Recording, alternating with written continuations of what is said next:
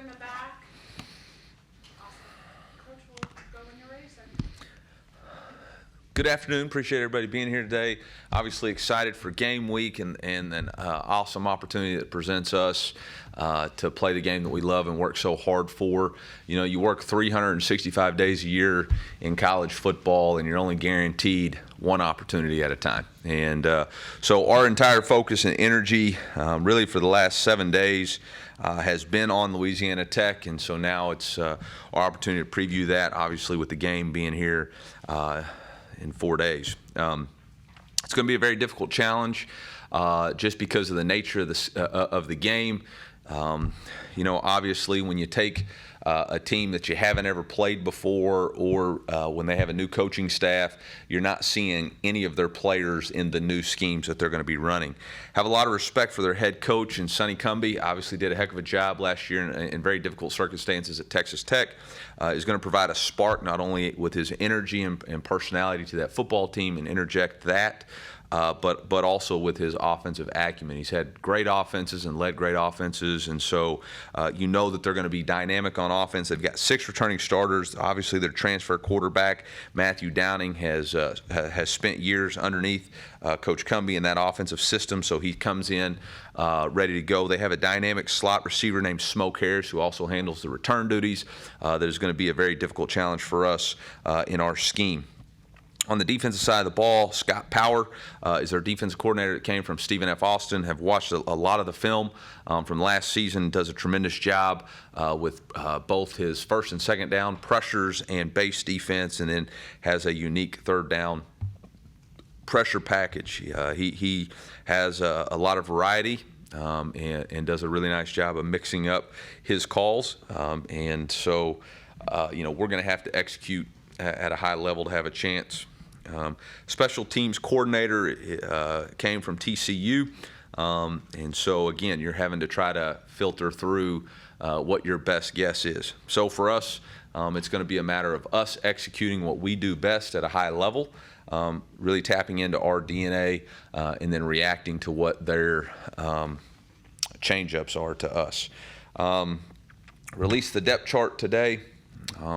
Should give us a better feel. You know, our goal going into camp was to establish a 22 deep, and we felt like we've done that, so we wanted to release that today as we get started. So with that, I think I have no other major announcements. I'll open it up for questions. With Sonny, obviously, the background being Tech and that kind of air raid system, I mean, how much of that does he do, and how much difference, you know, how much harder is it when he's doing it at a new school with different personnel to know exactly what to prepare for?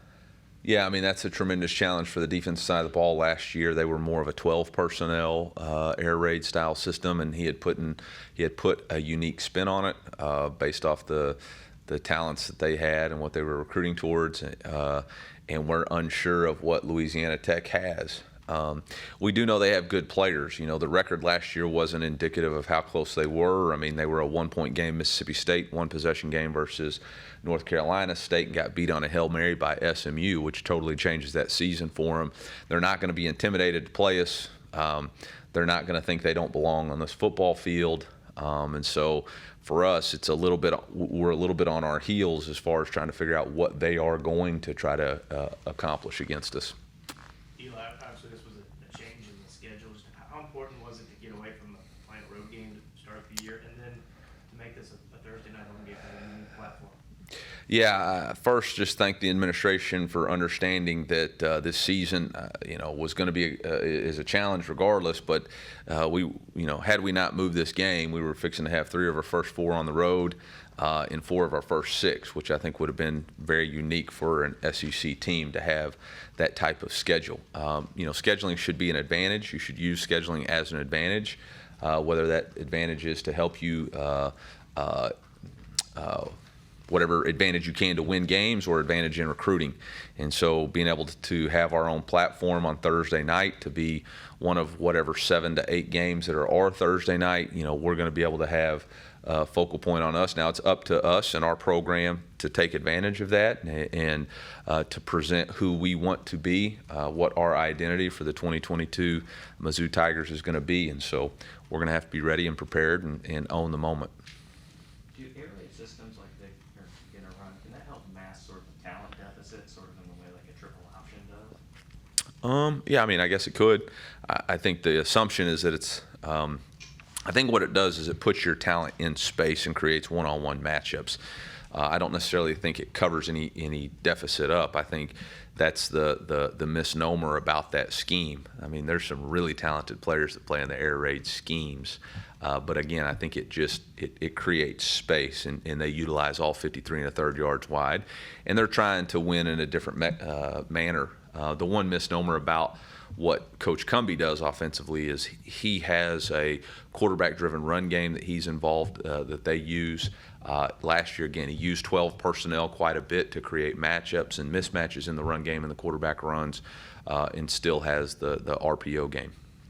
Eli, your running game, what's the help there in your backfield, and do you have any clarity on how you're going to use guys or what your approach is going to be with more of a committee approach as opposed to baiting? Yeah, I mean, fall camp, Nate has been dealing with a couple of soft tissue injuries, and we're hopeful that we're past it, but don't know that he would be available for 100% of the carries.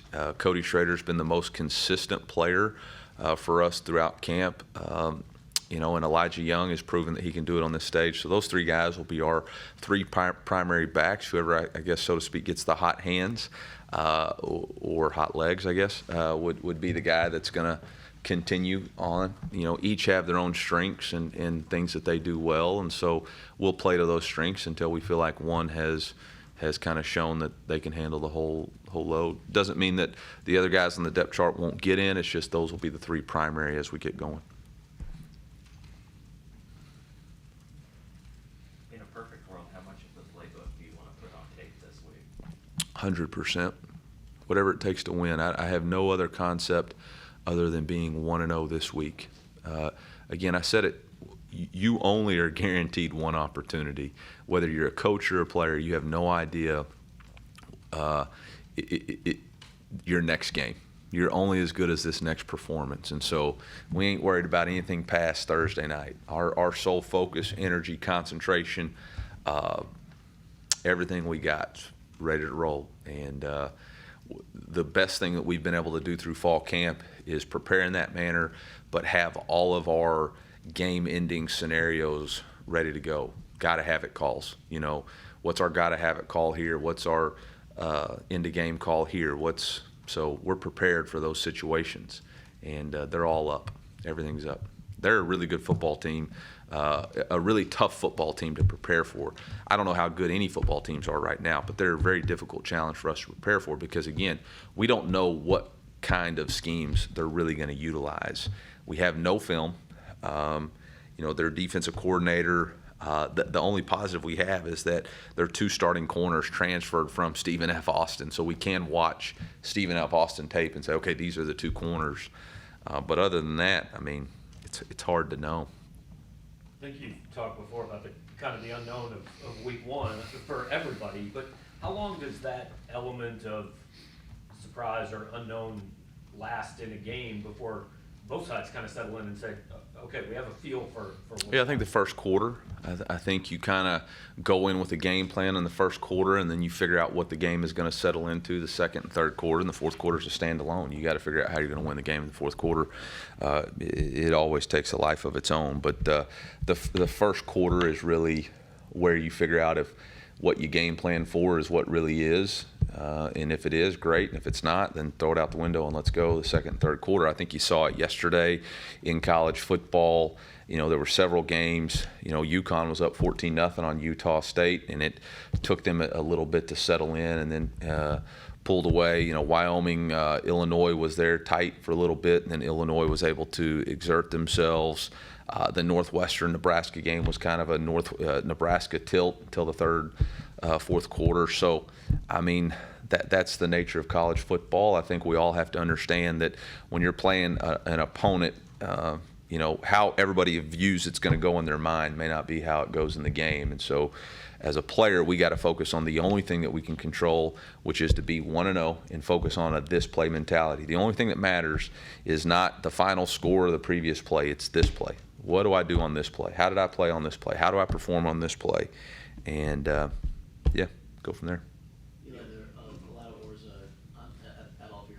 Really? You notice that, huh? Yeah, you guys just says at multiple spots. Mhm. How have those guys been looking in camp? And how do you think, how much do you think you can rotate them? Yeah, I feel very good about our top 6 wide receivers. I really do. I really don't think there's like a set starter at any of those. I think any one of those 6 can go in and win their matchup and execute the offense at a high level. And I think Brady's got a lot of confidence to throw into all 6 of those guys. And so I think it's, again, since I've been here, it's as deep and as consistent a group as we've had. And it's as reliable a group from knowing the offense, being able to win, and then being able to finish the play. And so very excited about that room, and quite honestly, are going to have to lean on that room. Eli, you touched on this a little bit last time we talked to you about the preparation going into that Thursday night game. I was just wondering if you could maybe expand on that, just how different it looks going into that Thursday night game as opposed to SID. You think it's Sunday, I think it's Tuesday. So it's not that different for us. Today's a Tuesday for us. Tomorrow's a Wednesday. Then it's Thursday. Then it's Friday. Then it's Saturday. And so when our guys walk in today, they're thinking we're Toughness Tuesday. They know what to expect from what's going in today, what we're practicing, what's the team meeting going to be like. They're in a routine. So that's the difference is, we counted backwards. So instead of it being a Saturday, it's a Thursday. We'll be in the hotel a little bit longer than normal, but it'll be like a Saturday night game for us. So we'll be ready to rock and roll. Eli, the tight end room looks a lot different this year, obviously. What have you seen from Tyler Stevens since he came in that kind of earned him that starting role? Yeah, I think it's Tyler Orkabet, but I think Tyler came in the spring. He's got an established. He's played college football quite a bit. He was a little bit slowed up in the spring because of a high ankle sprain, and I think only got to practice about 4 times. So his consistency over the summer, he was a little bit slow in the development process, maybe the first 5 practices, but really turned it on. And you can tell he's just more and more comfortable, not only in what we're asking him to do in the blocking scheme, but also in the route running. Him and Cabet have different strengths, but both of them have great length as far as creating matchups for us in the pass game. And we look forward to utilizing those things. These spots where you do have the or, is it something that you're evaluating the next few days in practice, or do you have a pretty good idea of what you'll do Thursday night, and then what happens Thursday affects weeks 2, 3, all that? I feel like we have a pretty good idea of how it's going to go for Thursday. I think we've settled that into practice. There's always opportunities for people to continue to improve and put that on display. But, the game of college football very rarely plays 11 guys on either side of the ball, and so it's to make sure that they understand you may not go out there first, but you're going to play, and you need to know and have your responsibilities. And, this day and age with the transfer portal, it's more is better, and so you just want to make sure everybody feels like and knows that they're a part of what we're trying to accomplish. Everybody on our team has a role.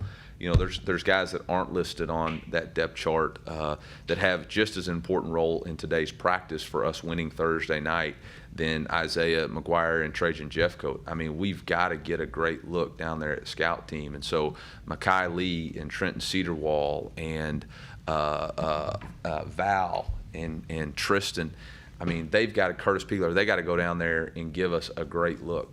Otherwise, we're not going to be prepared. Same thing on the defensive side of the ball.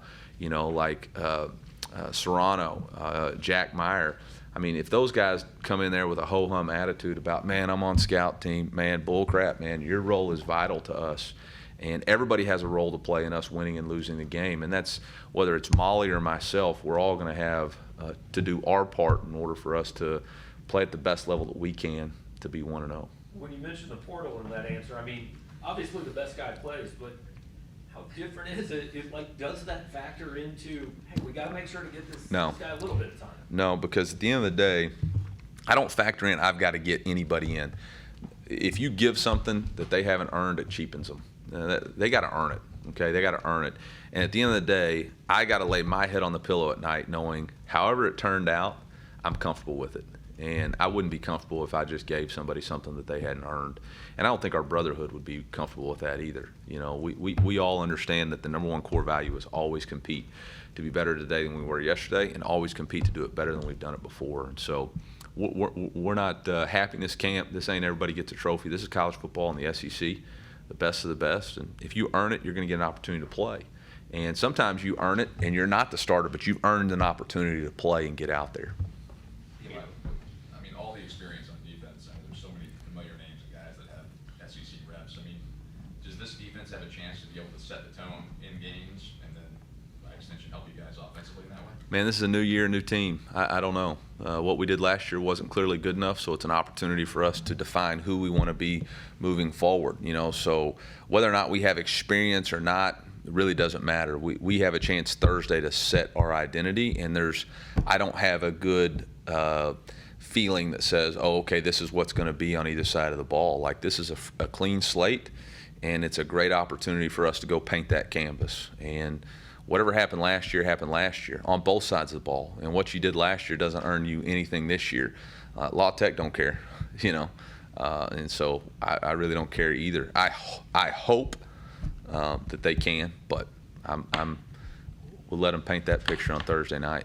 You say all the time that the play doesn't care who makes it. Yeah. But when you look at Luther and what you've seen from him, what kind of impact is he capable of having early? I think, again, we've got to be careful of how much expectation hype we put on this young man. He's incredibly talented. God's given him an ability to play the game at a high level. He's got a great competitive spirit. But if there's too much pressure on him or too much pressure to get him the ball, the quarterback's forcing the ball into places that it shouldn't go. I go back to what you said, the play don't care who makes it. The quarterback's got to distribute the ball. And the great thing about the way we're wired right now offensively, I have confidence in all 5 skill positions that they can win their matchup. And if the play call is designed in such a way and they play the defense in such a way the ball goes to Luther, I'm very confident he's going to make a play. But I'm just as confident that Toski Dove, Chance Looper, Mookie Cooper, Barrett Bannister, and Dominic Lovett can make the play too when it's their opportunity. So the quarterback doesn't have to go out there and say, oh man, I got to get the ball to Luther. No, he got to make the right play with the ball based on what he's either attacking or the weakness of the defense. Let me ask about the backup quarterback, how you can play guys in certain situations. A lot of oars on that one too, wasn't there? Does that or kind of approach apply to the rest of the depth chart? You can kind of play guys who are I mean, it could potentially, like at the offensive line, we've got oars behind it, but really, we have a plan in place really for both tackle positions. It's not necessarily about the next guy up. It's about putting the next best player in place. And so there really could be some musical chairs on the offensive line should somebody go down as far as sliding some people here or there. And we've done that throughout fall camp. What makes Smoke Harris so tough to stop and someone you need to try out? Yeah, I mean, he's dynamic, got great short area quickness. He's got a competitive spirit to him. He makes people miss both in the return game and at the slot receiver. You just have to anticipate that the way the air raid system works, and they're able to get guys touches that they're going to utilize him, whether or not it's choice routes or vertical routes or across the middle. They're going to try to match him up against linebackers to get him the ball in space. And we've got to do a good job of denying that. They're also going to use him in the RPO game to try to replace linebackers. Linebackers are fitting, and he's behind them. So we got to have great eye discipline and make sure our third level's exactly where it's supposed to be. With Tavoris Jones not being listed at running back, is he not healthy yet, or just hasn't been healthy enough to really give himself a chance? Yeah, Tavares got back last week. Tuesday was really his first practice since his soft tissue injury. He's doing everything he can to get caught up. Doesn't mean he wouldn't play, but right now he's not factored into the first set of the game plan. Again, really, really talented, disappointed that happened. And he's going to be a factor at some point. We just got to get him used to the speed. He's never had a live carry. He's had one live carry, he pulled his hamstring. So we're going to have to get him some live carries before I trust, handing him the football in front of. A lot of freshmen, a lot of transfers entering their first game at Pro. Just what's the excitement in the locker room? Any nerves there? I'm sure there are. Yeah, I'm sure there are. Haven't really addressed it yet. We'll address it Wednesday night. I think the transfers, they've played a lot of college football. It'll be a different experience for them, obviously, running out of Faroe and being in front of our fans. But once the ball's kicked, I think they'll settle in now. The good thing about our starting quarterback is he's played, got the bowl start, played against Georgia, played against South Carolina. So I think he'll have confidence, but it's going to be different having 60,000 fans knowing that they have your Twitter handle. So it'll be an interesting deal. We all going to have to deal with it. You mentioned 60,000. Just how closely, I know you've got way more concerns at this point. How close are you paying attention to what that crowd will look like, the numbers? If I'm being honest, we've done a lot. I mean, I spoke at the IFC. I think it's IFC. Yeah, IFC this morning. To all the brand new Greek Life members to try to rile them up to be here. Went to a Res Life pep rally on Friday night. I mean, we're doing everything we can to start fast, and it starts with our students. We have 7,500 student tickets, and for me, I've shot my mouth off a lot in the last 2 years, but for me, it's really about let's have the best student section first. If we can get, we got 30,000 or 25,000 students that go to school here. If we get all 25,000 to come to the game, we'll have a great atmosphere, and then it'll spread from there. So for me, that's my focus: is how do we get our students here? How do we make sure that they have a great experience and want to come and create an unbelievable atmosphere on a Thursday night? And then our team will do its part to continue that momentum. But I mean, once we get here on Thursday, I'm not going to worry about it at all. You got to kind of eliminate that factor. But I am trying to partner with our athletic department to do our very best to get our fans engaged. That looks like you named the starting punter. I did, yeah. I did it Friday on radio on accident, but that's okay. Yeah, Sean Ketting. It was really close, and we have a lot of confidence in Jack Stonehouse. It just, the consistency of when we said the last 4 days we're going to determine it. Sean had the better and most consistent of those 4 days, and he had earned it. And so we'll take it. Right now he's our starting punter and have all the confidence that he's going to go out there and perform at a high level. But just like at the quarterback position, feel capable that if it's not going the way it needs to go, we've got somebody there who's very good. You expect to give Luther and Chris both the chance on returns? I think we'll trot Chris out there first. But yeah, if the game presents itself, I anticipate Luther getting a chance at 1-2. Depends how many times we make him punt. Don't know. Anything else for Coach? Thank you, sir. Thank you. Hey, today at practice, can y'all, I know it's open and we do it right after stretch, we do flex, PAT, but then we're doing a 2-point play. Do y'all care not to film the 2 points plays?